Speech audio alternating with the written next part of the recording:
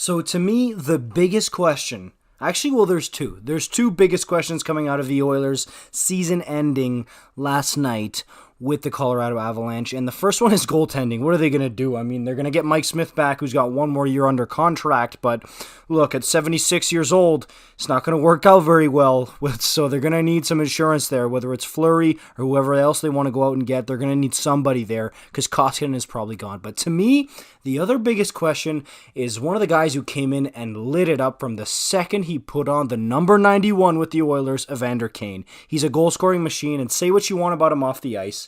I mean, I don't think any team would be dumb enough to give him a long-term contract because who knows what he's going to do off the ice throughout that contract. But for 2-3 years, I think teams will be lining up to get a guy who can get 30 goals for them despite what he did off the ice, which I know is not a great look, but that's just where we are in the NHL. And it just makes me wonder, are the Oilers going to be able to keep him? Because of course they want to.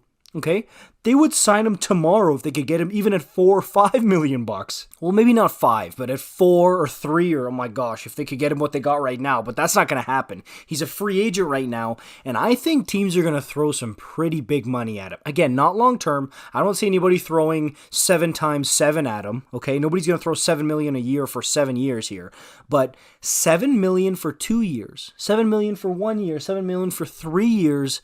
I could see it, okay? Maybe 6, 7 million for a short period of time, like 2 or 3 years. I could definitely see it for a team who's starving for goals. I look at a team like the New York Islanders, Pittsburgh Penguins, who are going to possibly lose guys like Malkin and Letang this offseason. Teams are going to be willing to throw money at Evander Kane here. And it's going to be tough for Edmonton to keep him. And we talked about this a bit in the What's Next video, but look, does Evander Kane really strike you as the type of guy to take a discount, a pay cut for a place that he kind of likes, especially for Edmonton? I really, really, really don't think so. To me, this is a guy who, given his financial situation, the dude is bankrupt. He's going to take as much money as he can, and he's going to run. Okay? Doesn't matter if he has to go play for the New Jersey Devils. If they're throwing $7 million at him for 3 years, he's going to take it. I'm pretty sure. I don't think he's going to take a pay cut so he can stay with McDavid and Draisaitl. It's very, very unlikely to me. And don't forget, there's also this grievance thing that's got to be worked out with the San Jose Sharks, where if Kane wins the grievance versus if the Sharks win the grievance, there's a lot of moving parts here, and it's a complex issue where a lot of stuff could happen. The Sharks could actually get this dude back. Yes, you heard me right. The Sharks could get him back and decide what they want to do with him. And if that's the case, I mean, I doubt that he would end up playing for the Sharks again. He burned so many bridges over there. But, I mean, they could trade him, okay?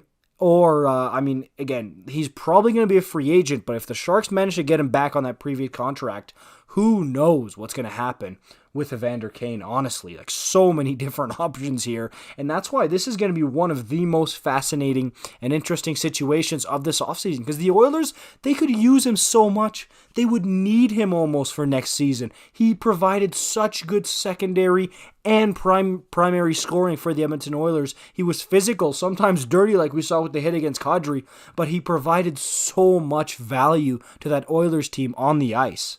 And what's weird is the fans seem to start to like him. The fans seem to really start to like the guy. And look, he's tough and he's got a big mouth. We know that. He likes to come on the media and talk a bunch of smack. But he goes out and he walks the walk. He doesn't just talk the talk. Look, I'm a Flames fan still, and I did not like some of the stuff this guy was saying, but I can't deny that he came out and he backed it up.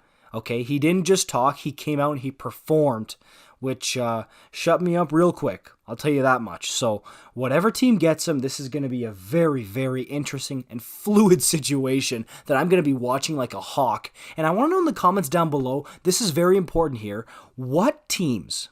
Okay, give me 3 to 5 teams that you think would be the most interested and are going to be gunning the most hard to try and get Evander Kane. I want to know, and maybe exclude the Oilers because that's the obvious one. But other than Edmonton, who do you think would gun hard in free agency to get Evander Kane? And give me a dollar figure in years. Let me know in the comments down below. For more content like this, make sure you like, subscribe, comment, and I'll see you guys in the next one. Peace out.